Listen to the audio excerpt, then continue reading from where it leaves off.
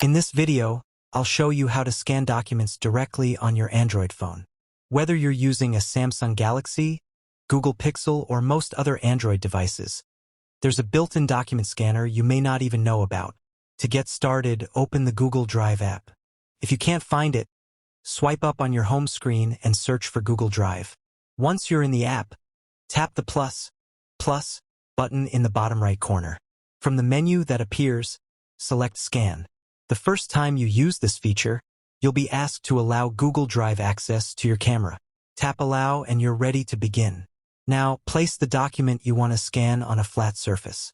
Hold your phone over the document until it's clearly visible. Then tap the Capture button.